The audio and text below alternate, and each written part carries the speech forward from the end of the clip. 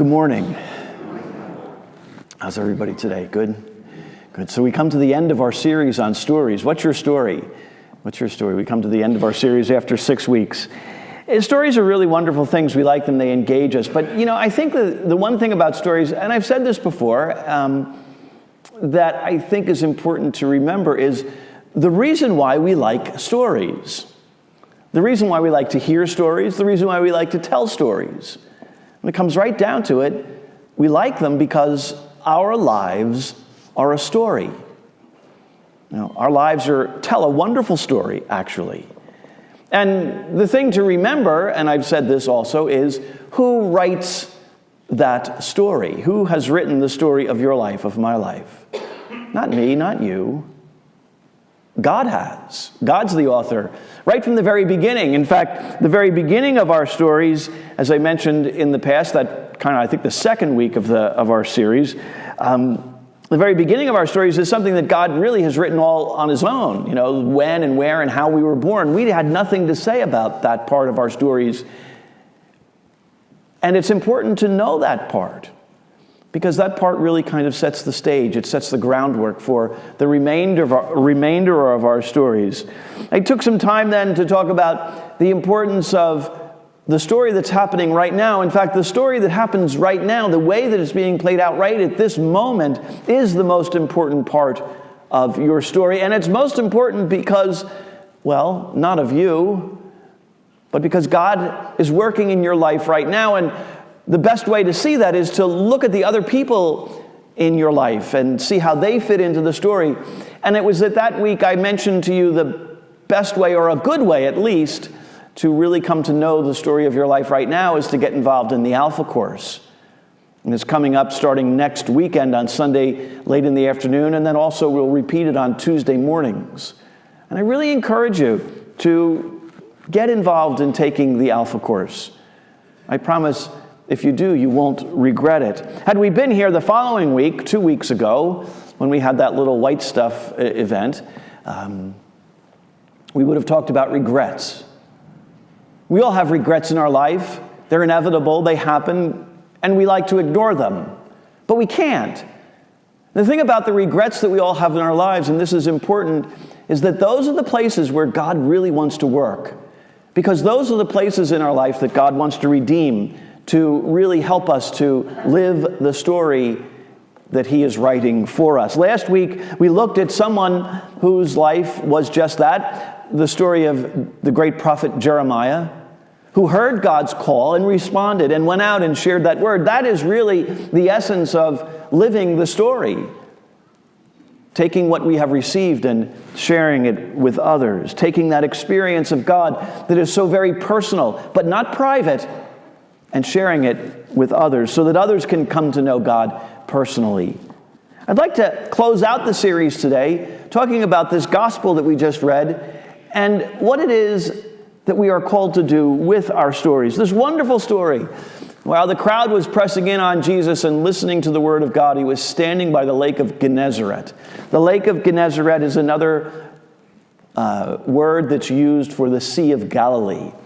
The Sea of Galilee is pretty much an inland sea, and as much as it's so large, you can't really see from one side to the other. If you stand on the north shore of the lake, you can't see the southern shore. It's that large. And Jesus has moved from his hometown in Nazareth to Capernaum, which is a little town that's situated right on the northern shore of the Sea of Galilee, the Lake of Gennesaret. And he travels through the region into the little towns and villages in that area and has acquired a bit of a rock star status. People really want to come and see him. They want to hear him. He is inspiring. He's engaging. He's irresistible. His life story is right out there for everyone to see and hear. And people liked him. And when people like you, they want to be with you. Well, they liked him. They wanted to be with him. But especially non-religious people wanted to be with him. People who were far away from God. People who were nothing like him liked him. And that's really what we need to be here as a parish community. A likable place. People like us, and they want to be here with us. We need to be likable people, attractive to those who probably otherwise would have nothing to do with church. So Jesus is sharing the word of God with these people on the shore, and they're pressing in on him. And so what does he do? He gets into one of the boats, the one belonging to Simon, and he asks Simon, put out a little bit from the shore. And then he sat down and taught the people from the boat. It's just a simple way of solving a problem that's a little bit complicated. How do you get a large crowd of people, not just 10s and 20s, but hundreds, to hear what you have to say? Well, it's a good natural amphitheater. You get in a boat and you go out a little bit, and that's what he does. And they can hear him. The Simon mentioned in this, of course, you know who this is. It's Simon Peter. Peter is the one. And at this point, Jesus has a bit of a relationship with him. He's healed Simon's mother-in-law.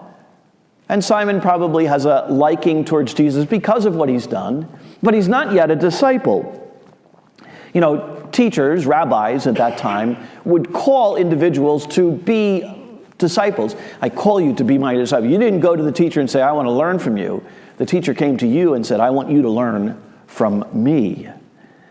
So Peter isn't a disciple, and that's why he's out fishing with his friends. And Jesus asks the very simple question, can I use your boat?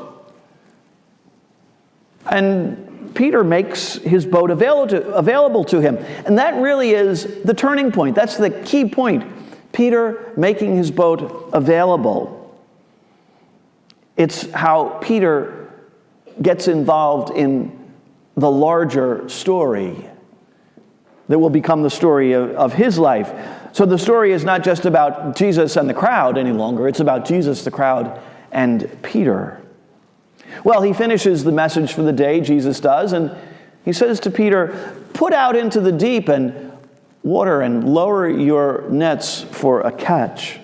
They fished at night. It makes sense to fish at night. That's when the fish are most active. The water's cool, and they're feeding. So they go out at nighttime to fish. I think most fishermen get up very early in the morning and head out because that's the time that the fish feed.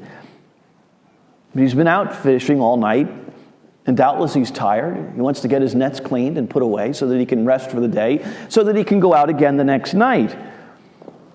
And besides, if he didn't catch anything at this point, there's no chance that he's going to catch anything else. Besides, what does Jesus know? He's just a rabbi, a landlubber from Nazareth, a carpenter. What does he know about fishing? Right? Isn't that the attitude sometimes that we bring into our relationship with God, with Jesus? There are things that we turn to him for because we feel like he can help us. But there's other things that we say, what does he know about that? What does he know about, I don't know, planning for retirement? What did he have to do about that? What does he know about those kind of things? What does Jesus know about paying bills? What does he know about raising children? What does he know about doing homework? What does he know about those things? And consequently, we don't look to him for the answers that we all look for, that we all need in our lives, and how to do things. He has the answer, though, and it's a very simple thing that he says to Peter, put out into the deep water. Because the truth of the matter is that Jesus knows more than we can imagine. And when we start following him and listening to his direction, he'll provide all kinds of insights into our lives that we wouldn't have on our own. Insights that might even go beyond religion and spirituality to the just practical day-to-day ways of living life and bring many blessings, as we'll see, to our lives. Of course, Peter responds by saying, Master, we've worked hard all night, we've caught nothing. But at your command, I'll lower my nets. He's struggling with this, Peter is. He's struggling with what Jesus is asking him to do. What, are you crazy? We've been fishing all night long. What do you know about fishing? But I'll make myself and my boat available to you if that's what you would like me to do. And of course, when they had done this, they caught a great number of fish and their nets were tearing. And we hear also that Peter had to summon his partners, probably James and John, and get them to come and help because not only were the nets tearing, but there were so many fish that their boats were sinking. That's a lot of fish. There's so many fish. There's so many. What are we going to do with all of this? And of course, when Simon Peter hears this and sees this, he falls at the knees of Jesus and says, Lord, depart from me, for I am a sinful man. For astonishment at the catch of fish they had made seized him. You know, Peter is a fisherman. He's been doing this all his life. His father was most likely a fisherman, and his father was most likely a fisherman. Peter's brothers were fishermen, most likely. All his friends were fishermen. He lived for fishing. He lived in a fishing village. He knew all about fishing. He knew what the lake would provide and how the lake would provide all of those fish. And sometimes his best efforts yield nothing. This time, in a situation that seemed impossible, the catch was beyond the realm of reality. We can appreciate his astonishment, but what's really astonishing is his words, "Leave me, Lord, for I am a sinful man." He doesn't deserve to be there. He realizes that he is in the presence of something that is far beyond himself, and he says, I don't belong here. I'm not worthy of this. Don't you feel that way sometimes coming to church? Receiving the Eucharist, I'm not worthy to do this. You get that moment of recognizing that there's something far beyond you right here in your midst, and you say, I'm not worthy of it. But you're here. You are. And you are because Jesus has invited you to be here. And you have to remember, who's writing the story? Are you? No. Jesus is. And Jesus has orchestrated this whole event. He's orchestrated everything about your lives just so that he can do what's next. And he says, do not be afraid. Those most important words of the gospel. From now on, you will be catching men. When they brought their boats to the shore, they left everything. They left everything and they followed him. It's at this moment, of course, that Jesus is inviting Peter to become his disciple, inviting him into another story, a larger story, a bigger story, into God's story. Well, of course, we know the rest of Peter's story, and we know that there were a few things that he didn't quite get right, but he got this right. He said yes, he joined himself to God's larger story. And isn't that something that I've invited you to do through the course of these 6 weeks? Take yourself out of the small story of your life and put yourself into God's bigger story and see where God's bigger story is so effective and powerful in your life, making the story of your life so much better than it could possibly be, than you could possibly imagine. Because at the end of the day, the story is not about how bright you are, how smart you are, how wealthy or educated you are. It's not about your gifts, your talents, your abilities, or even your religion. Peter could have easily said, you know, I like being a fisherman. No, Jesus, you can't use my boat. He could have said, no, Jesus, I'm not putting out into the deep to lower my nets because I know that that's ridiculous. No, I'm not going to follow you, but he didn't. He made his boat available to Jesus, and he made himself available to that larger story. That's what you and I have to do. We have a choice to make, and the choice is, do we live our own small lives, or do we make ourselves available to God? And how do you do that? And you probably don't have a boat to give away, although you might. You know, but certainly for you, the story is going to be a little bit different than it was for Peter. You see, you can't join the story of your life to God's greater story and bring nothing. There has to be something that you make available to God. And that's really the question, what do you make available to him?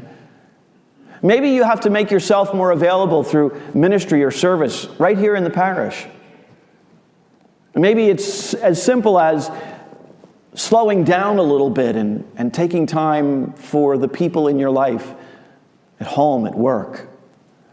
Maybe what you need to do is to make more of your resources available to God's kingdom.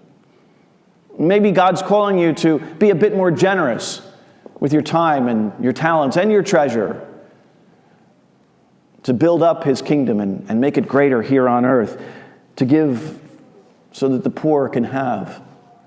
Maybe for some of you, it's just taking the time each weekend to make a more consistent commitment to coming to worship and give praise to God.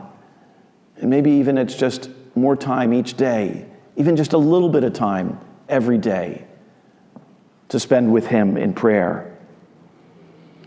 This week we begin the season of Lent. As you know, this Wednesday is Ash Wednesday.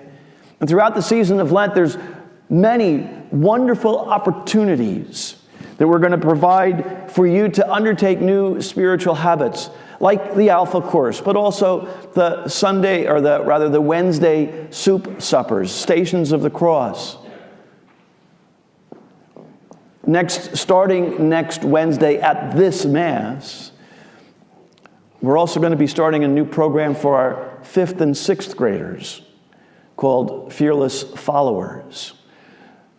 Might be a little bit crowded at the 9:30 Mass through the Sundays of Lent. Hint, hint, hint. But basically what that is, as you know, I'm going to be starting a whole new series. And what we're doing is we're taking what I'm going to be preaching for the 5th and 6th graders, and they're going to go over into the hall during this time and get the same message, but in a way that is much more accessible to their intelligence, their intellect, to their size. So that's kind of a children's liturgy of the word for our 5th and 6th graders. We're trying to get their families also to be with them in church. So that's starting next week. If the crowd and the parking situation make it so that you're going to say, oh, geez, you might consider the 8 o'clock or the 11 o'clock Mass.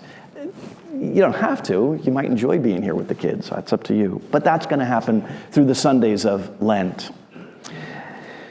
One other way that you can make yourself more available to God is by making your story known.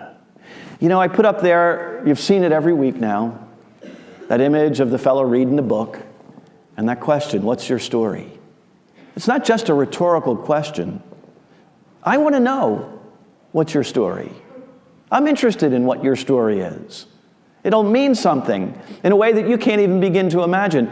You might consider writing it out, writing down your story. I had asked you to do this way back. Write out your story.